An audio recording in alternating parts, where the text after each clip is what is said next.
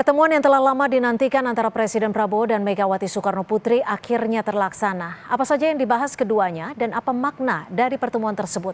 Kita akan bahas bersama anggota Dewan Pembina Partai Gerindra, sudah ada Bang Andre Rosiade, lalu ada pengamat politik dari Universitas Erlangga, Mas Erlangga Pribadi, serta mantan wartawan Istana Harian Kompas, Mas Suhartono di studio. Mas Har, selamat petang, terima kasih sudah hadir di studio. Dan juga Bang Andre serta Mas Erlangga, terima kasih sudah hadir bersama kami. Saya coba ke Bang Andre dulu. Bang Andre, ini siapa sih sebenarnya yang menentukan pertemuan bisa berlangsung Senin malam? Karena kan sebenarnya isu pertemuan ini sudah lama sekali berselang gitu. Ya, jadi Cynthia ya. Ya. Ini kan pertemuan Pak Prabowo, Presiden Prabowo dengan Bu Mega ini kan merupakan silaturahim dalam rangka Hari Raya Idul Fitri. Ya, jadi itu yang diingat itu pertemuan dalam rangka Hari Raya Idul Fitri dan sudah dibahas dan disampaikan berulang kali bahwa Pak Prabowo dan Bu Mega akan bertemu.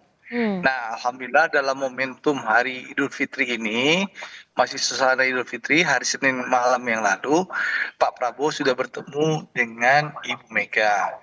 Dan alhamdulillah pertemuan ini berlangsung dalam suasana yang sangat hangat, kekeluargaan, dan mencerminkan hubungan personal yang sangat baik dan bersahabat di antara keduanya. Nah, itu yang paling penting. Nah, kenapa harus itu ke Umar atau siapa yang ngatur ya, tentu pertemuan ini bisa terwujud karena memang kesepakatan bersama dan memang Pak Prabowo kan dari awal ingin selalu bertemu bersilaturahim dengan seluruh tokoh bangsa karena Pak Prabowo kan sejak jangan kampanye selalu menunjukkan bahwa salah satu kunci keberhasilan suatu bangsa adalah dengan menjaga stabilitas dan juga memastikan elitnya solid dan bersatu. Oke. Pak Prabowo, Mas Erlangga, kalau sudah ditentukan akhirnya terlaksana di kediaman Bu Megawati di Teuku Umar,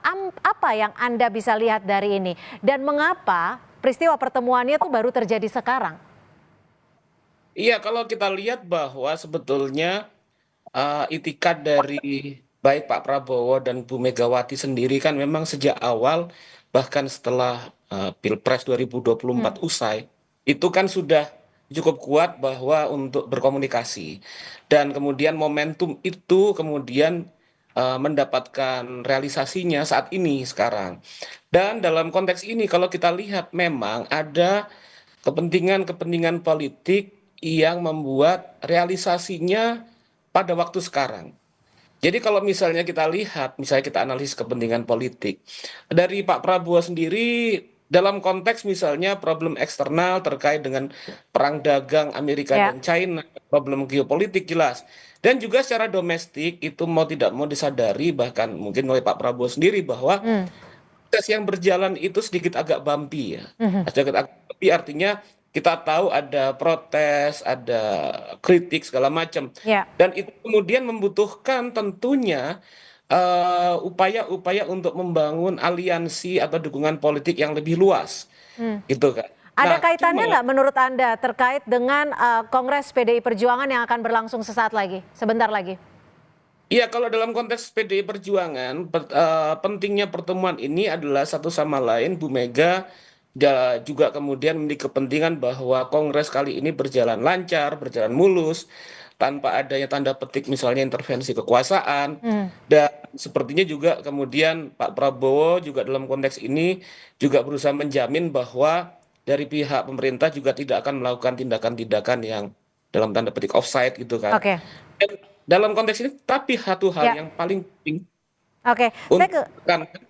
boleh saya mas sedikit aja. Satu hal yang penting untuk ditekankan adalah bahwa sepertinya Bu Mega itu menekankan adanya kerjasama politik tapi tidak di dalam kabinet.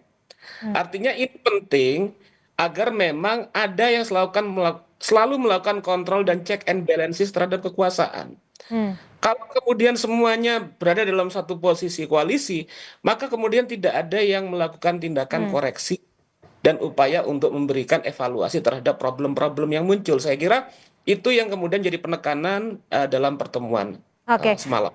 Ya, saya ke Mas Har. Mas Har ini adalah wartawan istana dari tahun 2004 sampai 2025. Artinya bertemu dengan beberapa presiden. Kalau Mas Har melihatnya sendiri, disebutkan bahwa tadi adalah meski mendukung tapi tidak di koalisi. Bagaimana Anda melihat ini? Memang secara demokrasi ya, kan kita sudah melangsungkan pemilu ya tahun lalu ya 14 Februari. Secara demokrasi PDIP kalah, calonnya kalah. Artinya kalau dia bergabung rasanya nggak patut bagi PDIP kalau bergabung karena sudah kalah kok gitu ya. Nah jadi dia harus pada posisi di luar seperti yang dibilang Pak Erlangga, melakukan posisi check and balances. Di situ peran PDIP ya sebagai partai politik. Nah cuma memang pertemuan ini menarik lah kalau tadi disinggung siapa yang merancang ini. Yang saya tahu hari Senin itu tidak ada jadwal pertemuan internal. Ya, jadi mulai dari Majalengka pagi sampai dengan jam 16.30 bertemu dengan Kapolri, itu Pak Prabowo mendadak setelah sholat maghrib meninggalkan istana. Nah, beliau ternyata datang ke rumah Bu Mega. Nah, itu jadi memang sifatnya mendadak.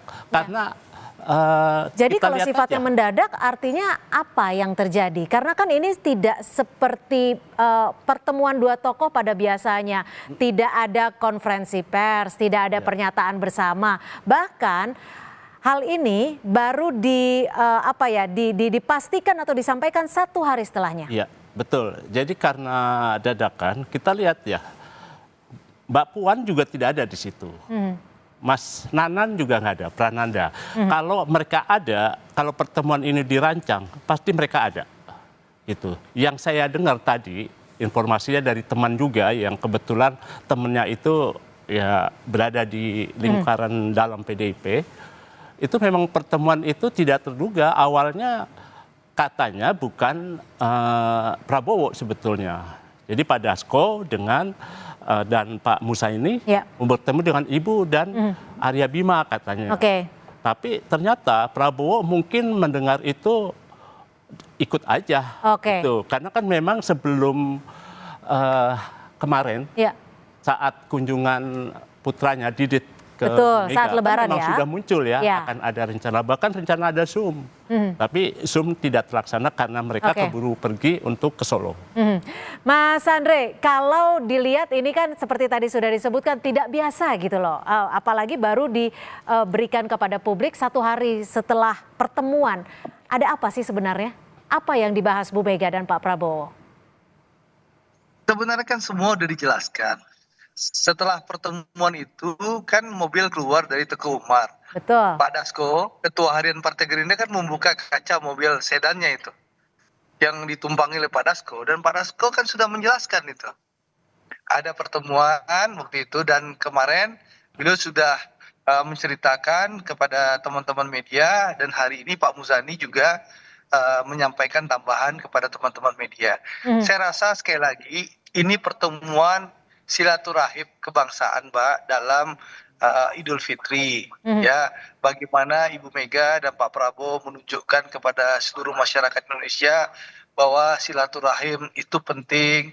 Kita sebagai bangsa harus rukun, kita harus bersama-sama untuk berjuang untuk membangun bangsa dan negara. Dan juga kan tadi juga dijelaskan dalam pertemuan yang banyak 4 mata itu banyak ketawanya, dan juga Ibu Mega banyak memberikan masukan pengalaman beliau dalam memimpin bangsa kepada Pak Prabowo. Dan menurut saya ini pertemuan yang sangat baik, sangat bagus. Kita harus apresiasi tanpa perlu kita membangun praduga-praduga yang lain menurut saya. Ya, Mas Erlangga, kalau kita flashback lagi ya saat Lebaran, Mas Didit sempat bertemu Pak Jokowi. Mas Didit juga sempat bertemu dengan Bu Mega saat Lebaran untuk bersilaturahmi.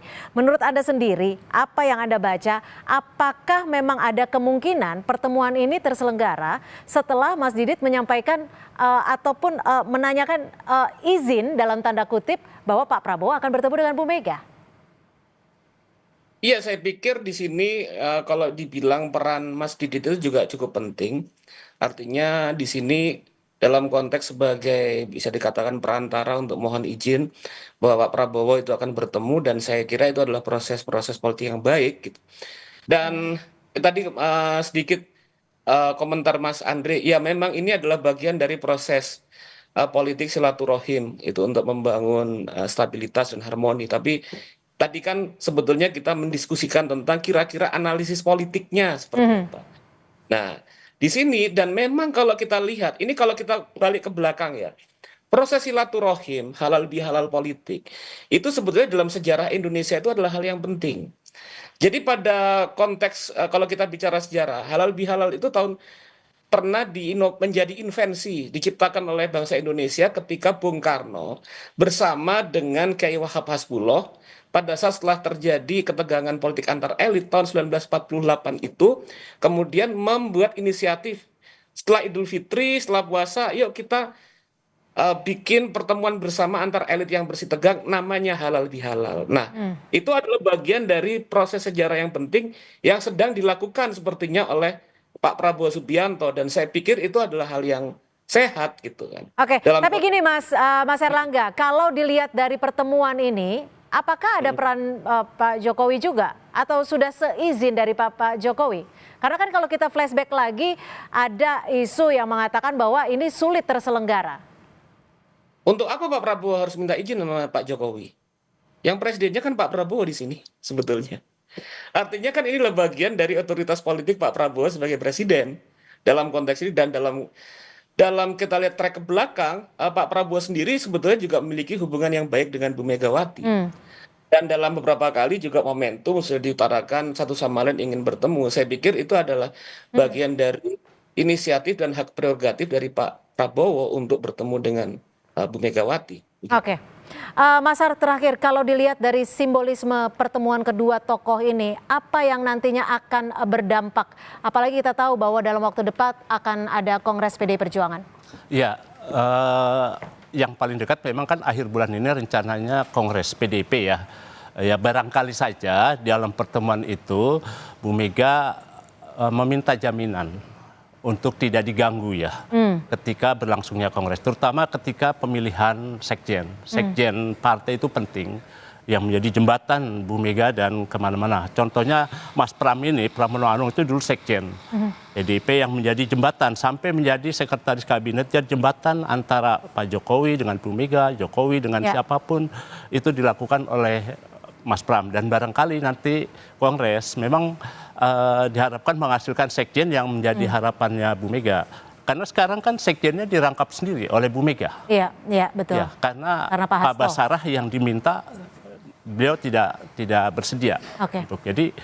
Jadi kalau kedatangan Prabowo ke Teuku Umar itu benar. Jadi memang kan keputusannya Bu Mega DPP PDIP kantornya dipindah ke Teuku Umar karena sekjennya ada di rumah di situ. Oke. Ketua umumnya juga di situ. Baik. Nah, yang ditambah keputusannya adalah Bu Mega punya hak prerogatif untuk mengambil keputusan apapun. Oke, baik terima kasih Mas Suhartono, Ya, sama-sama. jurnalis ataupun wartawan senior Istana dari 2004 sampai 2025. Ya. Terima kasih Mas Har dan juga terima kasih Bang Andre Rosiade, Mas Erlangga Pribadi sudah berbagi perspektif dan informasi di Kompas Petang. Selamat sore.